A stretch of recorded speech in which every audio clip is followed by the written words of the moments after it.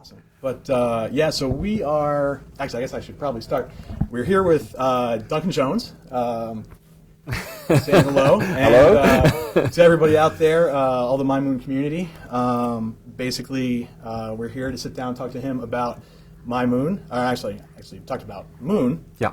MyMoon. Yeah. And Source Code, which is your new movie. That's correct. So yeah, actually, getting back to the interview, we already started.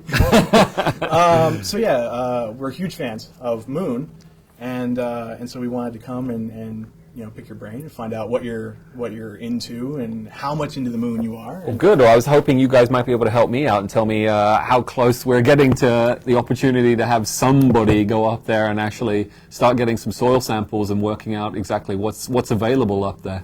Yeah, it definitely sounds like, based on at least the premise of your movie, which for like the 3 people who haven't seen it, is actually, maybe you could tell us a little. Sure. When Moon was about a mining facility on the far side of the Moon that was busy was involved in extricating helium-3 from the lunar regolith and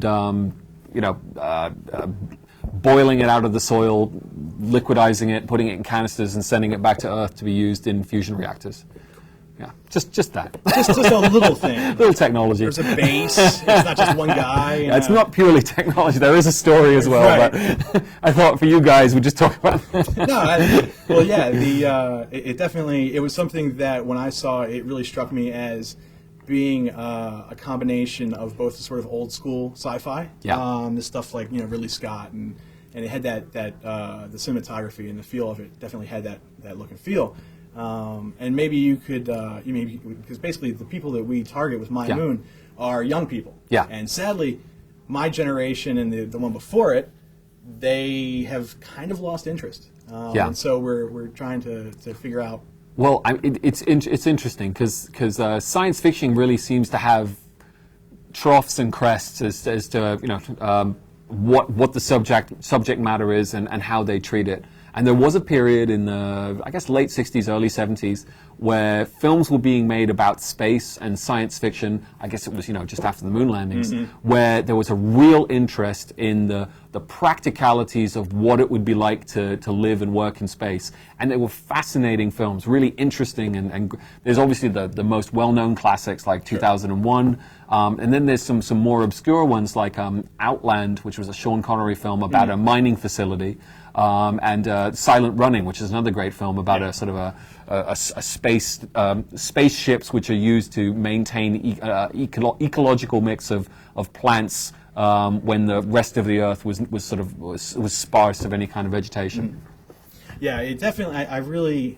I as a sci-fi fan myself, I appreciated the fact that it had that sort of nostalgic feel insofar as it's a subject matter that is widely.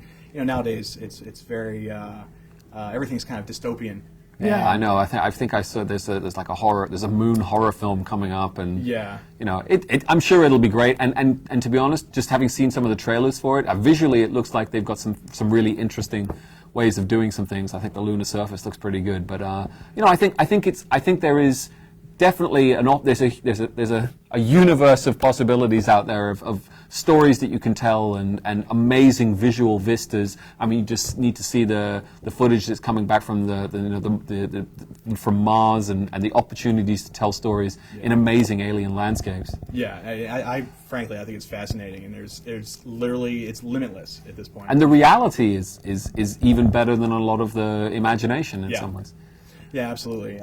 We definitely, and speaking of the stuff that's coming back, did you hear? Obviously, I'm sure you did about L-Cross and the water ice. Yeah, I know. I mean, it's we're talking about the moon here, right? I mean, it's the potential for using that both as a fuel and for sustaining life for a colony or a community up there.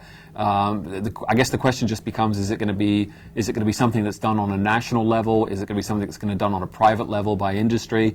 Obviously, in my film, the idea was that the only people who could afford to do it were multinationals, as opposed to a nation. And it's really interesting that you bring that up. That was a question that I was going to ask you, which is, how do you think that will pan out? Just speculating. Do you think that it will be? I think let's corporatize the moon. I think there's some serious science to be done as far as what is available. I mean, we live in a world where natural resources are becoming more and more expensive in this world as various economies around the world are growing and are needing more resources. So I think we're going to be reaching the point where the cost-benefit analysis is going to start to favor those kinds of adventures and exploration of our solar system. Yeah, definitely. I think I really look forward to when that large leap is made. I think everybody does, and certainly everyone out there with MyMoon who is an enthusiast from that angle. Yeah, I think us and people younger are probably living in a time where we should see something. We should see some kind of settlements. You think it'll be in our lifetime? I think so. I don't know. You know much better than I, but I think Richard Branson's obviously got his tourism, space tourism starting up. I know there's a large number of other tourist opportunities to sort of get into low Earth orbit, and I think as soon as that starts proving itself as profitable, then there's going to be a space race on the corporate level. Yeah, but it's going to be private. It's going to be private sector space race to try and make the experience that much more incredible. Yeah. It's going to be hotels staying up there for days at a time as opposed to a few minutes. And then it's going to be going to the moon, I'm sure of it, and then Mars. Well, I'll tell you what. Have you purchased your plot of Moon? I was actually one of the executive producers on Moon. After the film came out and we started to win awards, as a gift to me, I was given a plot. Nice, excellent. That's awesome. Well, let's. I don't know if there's anything good on it. Your square spot has all of the resources and water. Absolutely. So you're in luck. That would be excellent. So let's talk about your new movie, actually. Source Code. Yeah, it's. I would say that Moon is probably the worst person. NASA's probably not the right people to say this to, but there's hard sci-fi and there's soft sci-fi. I like to imagine that Moon was fairly hard sci-fi. Yeah. You can extrapolate from present-day technology to a point where the technology would allow us to have a base on the far side of the moon and have someone working there extracting helium-3. Yeah. Source Code is involved in something different. It's it's more in the gray area. It's a little bit of time travel. It's a little bit of parallel realities. It's very theoretical, and the how do we get from here to there is a little less clear. But I think within the theoretical rules of how it might work, we kind of stick to our guns, and I think we ask the audience to make some small leaps of faith. But if they go along with us, it's a great ride, and it's very exciting. There's a lot of action in it, and it's a thriller, and it's got some amazing performances by really talented actors.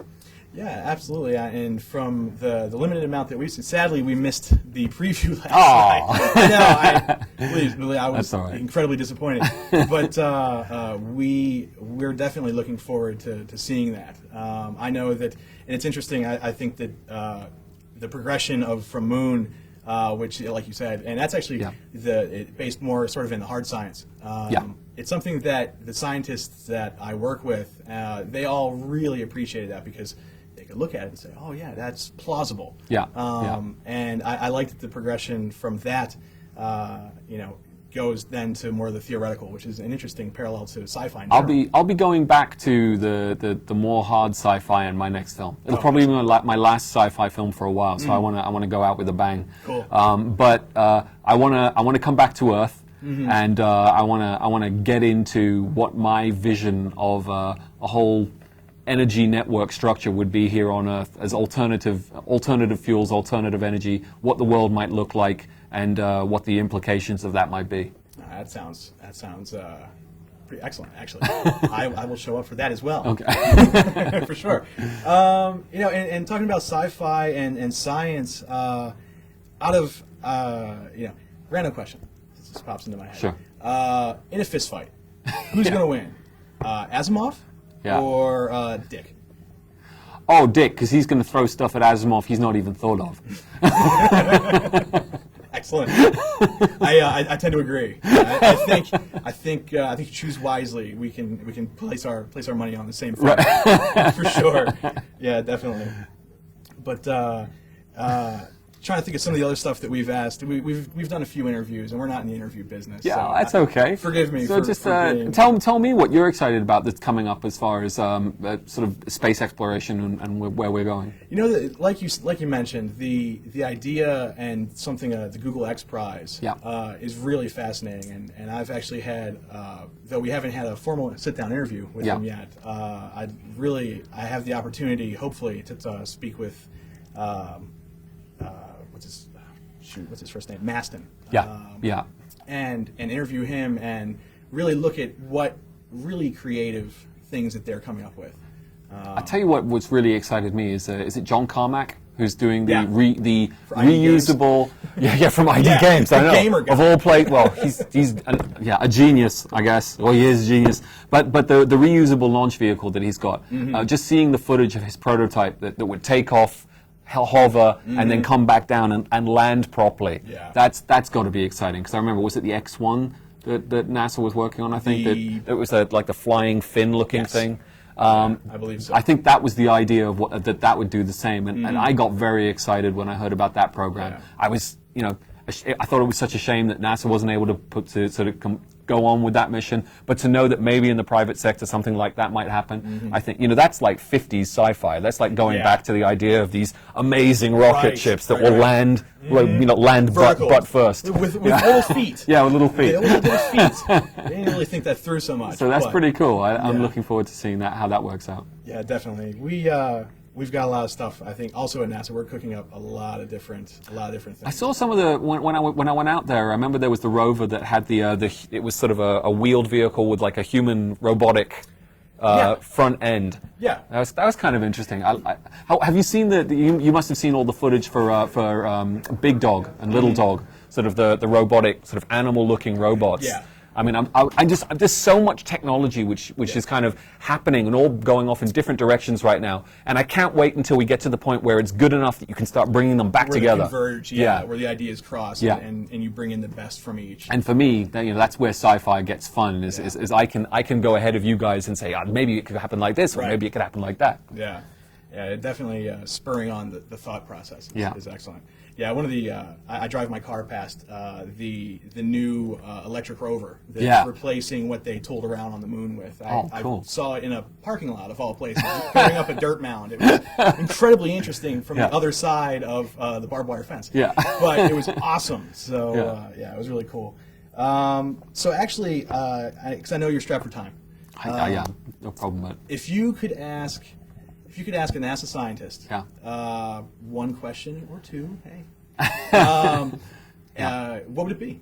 What would you ask them? And we'll actually find the answer for you, and we'll include that in the interview. Okay.